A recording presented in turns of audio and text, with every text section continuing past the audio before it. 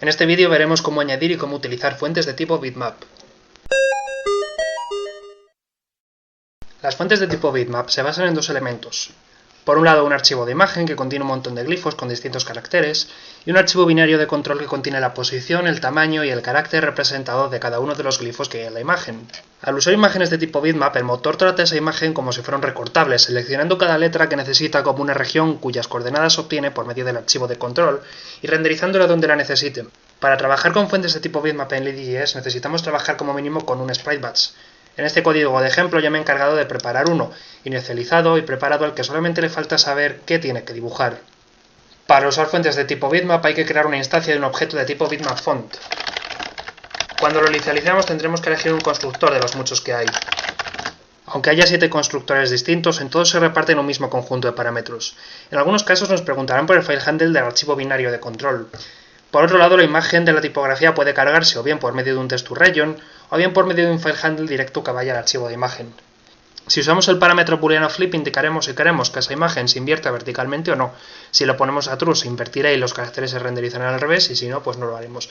Esto nos interesa si estamos trabajando con el sprite batch de forma especial porque hemos cambiado la matriz de proyección o porque estamos usando una cámara.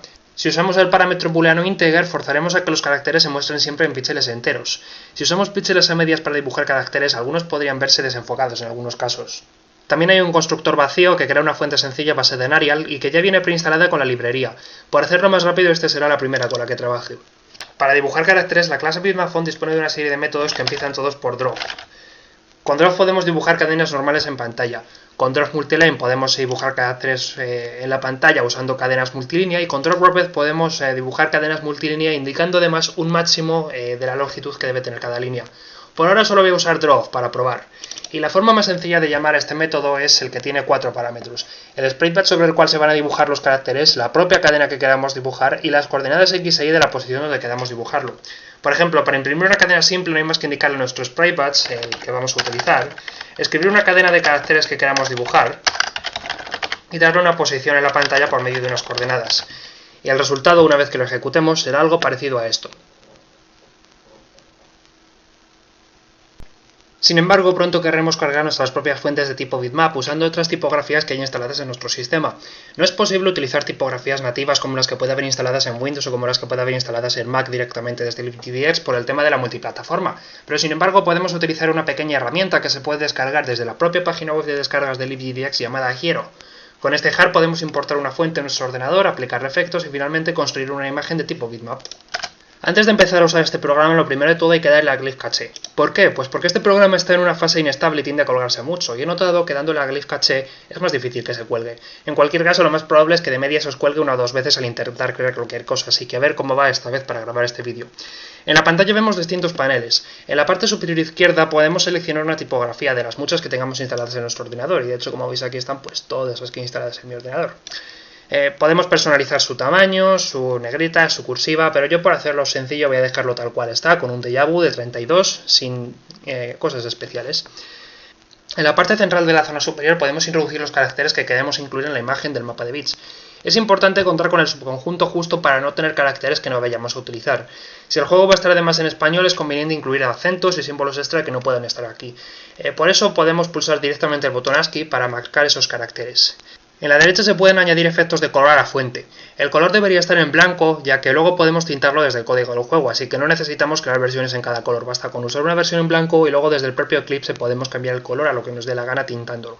También podemos añadir desde aquí otro tipo de efectos que queramos añadir, como por ejemplo degradados o sombras. Finalmente, en la parte inferior se puede ver la imagen que saldrá. Con los desplegables que hay al lado podemos cambiar el ancho y el alto de la imagen que vamos a mostrar. Lo suyo es poner un tamaño tal que quepan bien los caracteres pero sin tener demasiado espacio desaprovechado, ya que eso es memoria desperdiciada cuando la fuente se cargue.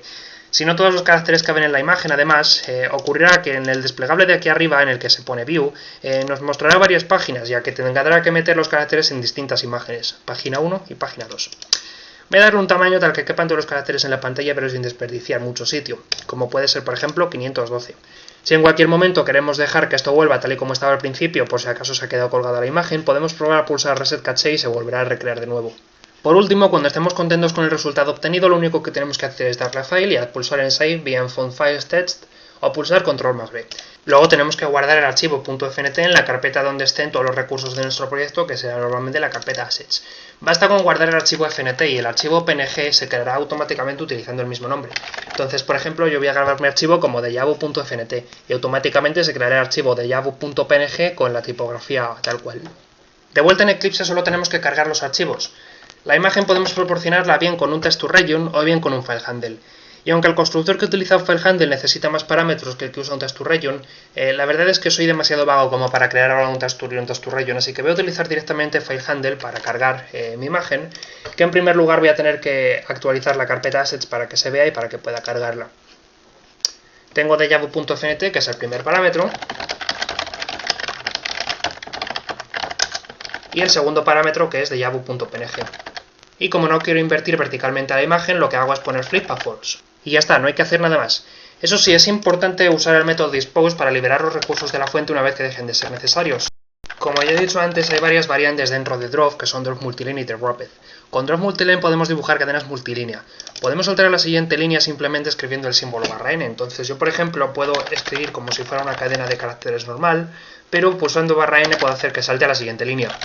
Después de darle unas coordenadas a la pantalla, lo que observo es que lo que se va a imprimir es hola y en la línea siguiente mundo. Y de hecho cuando lo ejecuto pues se ve que esto se ve tal y como lo he planificado. Otra forma de dibujar es con Dropped. En este caso se trata de una forma de renderizar caracteres multilínea también, en la cual indicamos una longitud máxima que deben tener las líneas. Y si una palabra es tan larga que la longitud de la línea supera la longitud máxima, automáticamente salta a la siguiente línea, como hace nuestro procesador de textos cuando llega al borde derecho de la página. Por ejemplo, si yo pongo una frase como puede ser hola, se me ha vuelto loco. Si yo pongo una frase como puede ser hola, qué buen día hace hoy, y lo pongo en la posición, por ejemplo, 50-200 y le digo que el máximo de línea son 200, lo que ocurrirá será que cuando las palabras sobrepasen la longitud de 200 píxeles saltará automáticamente la siguiente línea. Y si yo lo abro, pues habrá que ver cómo de aquí a aquí hay 200 caracteres, hay 200 píxeles aproximadamente, y entonces lo que se hace es automáticamente saltar a la siguiente línea, pues como funciona un procesador de textos de forma parecida. Podemos cambiar el aspecto de nuestra fuente usando algunos métodos que trae la clase BitmapFont. Aunque todos los métodos están en el Javadoc, tal vez los siguientes métodos sean los más interesantes. Por un lado, setColor, que nos permite cambiar el color del texto. Como ya dije antes, esto se puede hacer desde código, así que salvo que queráis hacer cosas especiales, generad siempre letras de color blancas desde Hero para poder tintarlas más adelante con este método. Lo único que tenemos que hacer es indicarle pues o bien un color o bien las componentes de los colores, y con eso se encargará automáticamente de cambiar el color. También se puede controlar la escala con la que se renderizan los caracteres usando bien el método scale o bien el método setScale. Con scale lo que hacemos es cambiar el tamaño respecto a como esté ahora mismo, o sea que si escalamos varias veces se escalará con respecto a la escala anterior. En cambio con setScale lo que hacemos es escalarlo en base a la escala normal, con la que lo generamos cuando usamos la herramienta Hero.